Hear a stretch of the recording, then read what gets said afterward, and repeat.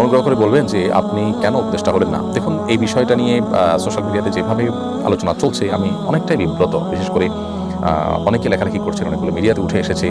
বিষয়টাকে অনেকে যেভাবে চিত্রায়িত করছেন আসলে এরকম না। আমি একটু খোলাসা করি। আমাকে শিক্ষার্থীদের তরফ থেকে একজন ফোন দিয়ে বললেন যে অনেকে আপনাকে উপদেষ্টা করার ব্যাপারে মতামত দিচ্ছেন, আপনি কি বলছেন, আপনার মতামত কি? আমি তখন পরিষ্কার জানিয়েছি, দেখেন আমি এটার জন্য নিজেকে উপযুক্ত মনে করি না, এর চাইতে অনেক উপযুক্ত মানুষ আছেন আলহামদুলিল্লাহ। তখন আমি কয়েকটা নাম প্রস্তাব করি। এর মধ্যে থেকেই তারা বিভিন্ন ক্রাইটেরিয়া বলেন, সেই ক্রাইটেরিয়ার আলোকে ডক্টর আব্দুল খালেক নাম বলি। তখন তারা ওনার নাম্বার চান, আমি নাম্বার দিই এবং পরবর্তীতে ওনার ব্যাপারে দেশের বড় বড় ইসলামিক দলগুলো, বড় বড় নেতৃত্বের সাথে আলাপ হয়েছে, তাদের সবার পক্ষ থেকে পজিটিভ রিপ্লাই পেয়েছে। পরবর্তীতে তিনি নির্বাচিত হয়েছেন আলহামদুলিল্লাহ। তো আমাকে এখানে চূড়ান্ত করে ফেলেছেন তারা, তারপর আমি ডিনাই করে ফেলেছি আমি এত মহানুভাব মানুষ বা এত মহান মানুষ আসলে না। পদের বা দুনিয়ার মোহ অন্য দশজনের মতো আমার মধ্যেও আছে। আমাকে যেভাবে আপনারা অনেকে মহান করে দেখাচ্ছেন, এটা আপনাদের মহানুভবতা বা আপনাদের সুধারণা ছাড়া কিছুই না। কোনো কোনো ক্ষেত্রে এটি কিন্তু বাড়াবাড়ি বা অতিরিক্ত পর্যায়ে চলে গেছে। আমি নিজে আসলে কিছুটা বিব্রত।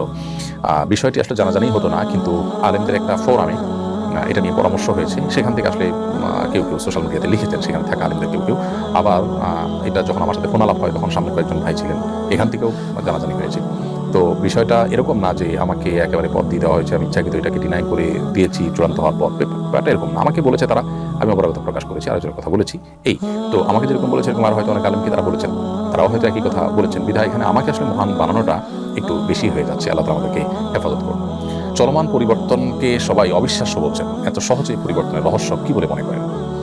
দেখুন, আল্লাহ রাব্বুল আলামিন কোরআন কারীমে বলেছেন যে কুলিল্লাহুম্মা মালিকাল মুলক তুতিল মুলকা মান তাশা ওয়া তানজিউল মুলকা মিম্মান তাশা। আল্লাহ রাব্বুল আলামিন সকল রাজত্বের মালিক।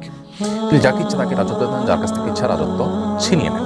এবং এই যে হঠাৎ কিছু একটা ঘটে যেতে পারে, যিনি অসীম ক্ষমতাধর মনে করছেন নিজেকে, মুহূর্তের ভিতরে আল্লাহ তাআলা তাকে ভিখারি বানিয়ে দিতে পারেন।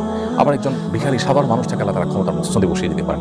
আল্লাহ রাব্বুল আলামিনের এই সক্ষমতা, আল্লাহ তাআলার এই মহান অসীম কুদরতের কথা কোরআনে আল্লাহ তাআলা পরিষ্কারভাবে বলেছেন। কোরআনে কিছু কিছু আয়াত আছে যেগুলো সময়ে সময়ে এগুলোর প্রাসঙ্গিকতা এতটাই তরতাজা হয়ে ওঠে আমাদের কাছে, মনে হয় যে এই প্রসঙ্গে বোধহয় আয়াত নাযিল হয়েছে। দেখুন, আল্লাহ বলেছেন কুলিল্লাহুম্মা মালিকাল মুলক, হে রাসূল আপনি বলে দিন, বা হে রাসূল আপনি বলুন যে হে আল্লাহ, আপনি মালিকাল মুলক, আপনি সকল রাজত্বের মালিক, সকল ক্ষমতার মালিক আপনি।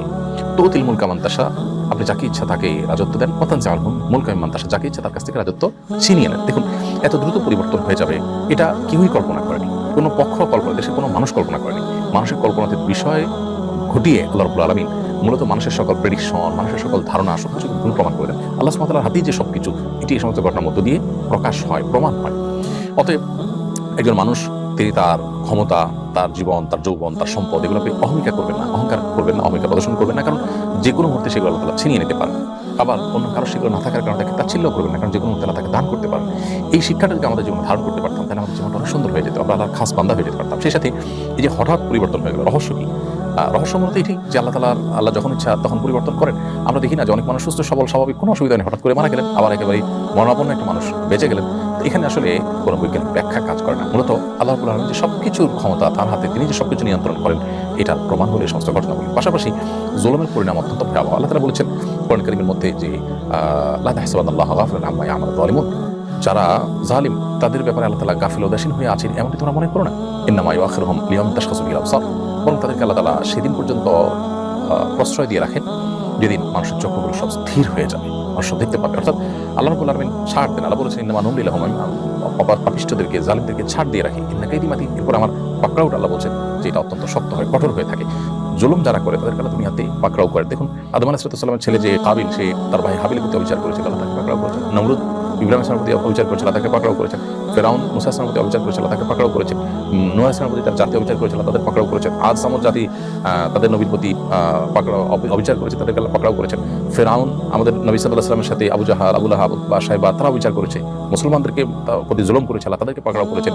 একসময় পৃথিবীর বড় বড় পরাশক্তিগুলো, আমরা জানি তাতারিরা, অনেকেই পৃথিবীতে একেবারে নিজেদেরকে অপরাজয় শক্তি মনে করেছে, আল্লাহ তাআলা তাদের সবাই দম্ভোচনা করেছেন। সো জুলুমের পরিণতি অত্যন্ত পরিষ্কার। যারা জুলুম করে দুনিয়াতে কিছু অপরাধের শাস্তি নগদ দিয়ে থাকেন, জুলুম যারা করে তাদের এই জুলুমের শাস্তি আল্লাহ তাআলা নগদ দিয়ে থাকেন। এটা এমন একটা শাস্তি যে নবী সাল্লাল্লাহু আলাইহি ওয়াসাল্লাম হাদিসে বলা হয়েছে যে আখিরাতের শাস্তির পাশাপাশি নগদ দুনিয়াতে পরিণতি ভোগ করান সেই অপরাধগুলোর মধ্যে একটা হলো জুলুম। অতএব আমাদের ব্যক্তিগত পর্যায়ে আমরা যেন কারো প্রতি জুলুম না করি, কোনোভাবে অবিচার না করি, হক নষ্ট না করি।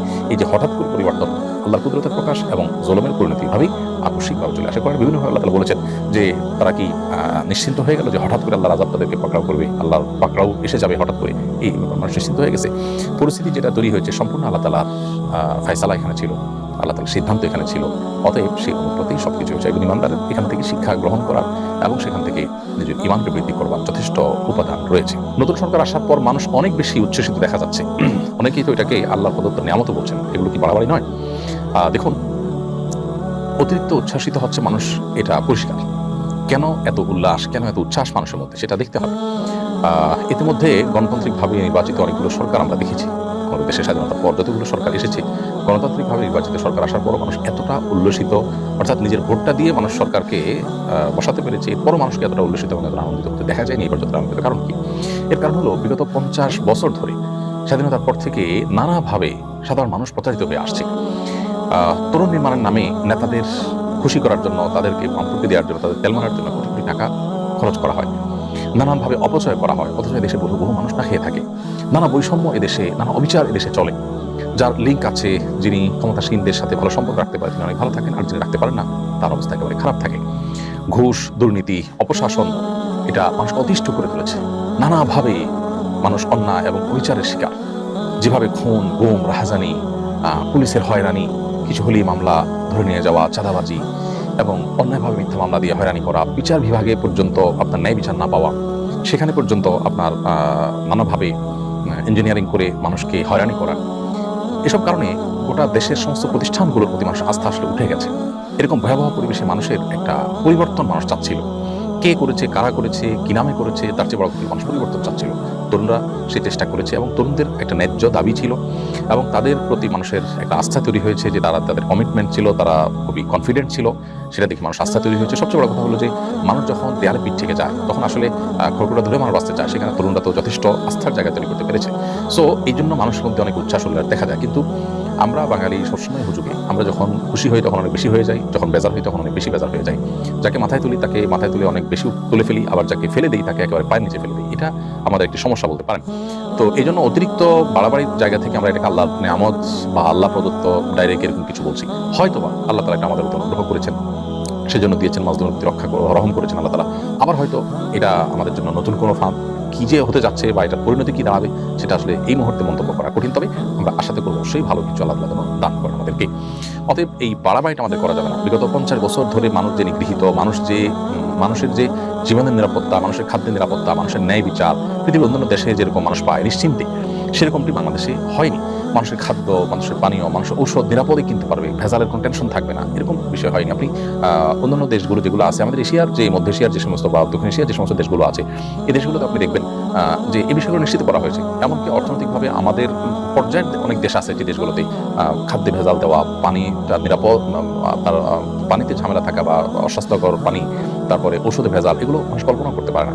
ন্যায় বিচার সেখানে আছে, প্রতিষ্ঠা করা হয়েছে। আমাদের এই দেশটিকে নানাভাবে নিজেদের স্বার্থের জন্য প্রতিষ্ঠানগুলো ধ্বংস করে এমনভাবে শেষ করা হয়েছে যে মানুষ আসলে আল্লাহর কাছে ফরিয়াদ করছে রীতিমতো। সো এই নতুন যে সরকার আসলো, এই আসার পর মানুষের প্রত্যাশা সেজন্য অনেক বেড়েছে, মানুষের উল্লাস অনেক বেশি। তবে উল্লাস না করে আল্লাহর কাছে শুকর আদায় করা উচিত। আমাদের অহংকার করা উচিত নয়, কারণ অহংকার খেলাধুলা একেবারেই পছন্দ করেন না। অহংকার পরিণাম ভালো হয় না। আমরা বিগত সরকারের অহংকারের পরিণতি আমরা দেখেছি। সো অহংকার যেন আমাদের মধ্যে না আসে। সাধারণ মানুষ এবং যারা ক্ষমতায় এসেছেন তাদের সবাইকে বিনয়ী হতে হবে, আল্লাহ শুকরিয়া আদায় করতে হবে, আল্লাহমুখী হতে হবে। আল্লাহ আমাদেরকে সেই তৌফিক দান করুন।